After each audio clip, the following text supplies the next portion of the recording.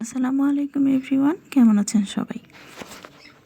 আজ আমি আপনাদের সাথে শেয়ার করব হ্যান্ডমেড চুড়িগুলোতে কিভাবে আমরা ঘুঙরু বা বল টাইপের যেই গোল গোল ঘুঙরুগুলো আছে এগুলো লাগাই।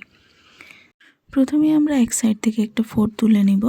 তারপর যে কয়টা ঘুঙরু লাগাবো ওই কয়টা ঘুঙরু সুই সুতাতে গেঁথে নিয়ে তারপর আরেকটা সাইড থেকে সেলাই করে দিব এবং প্রত্যেকটা ঘুঙরুর মাঝখান থেকে আমি লক করে দিচ্ছি যাতে এদিক সেদিক সরে না যায় বা খুলে না যায়।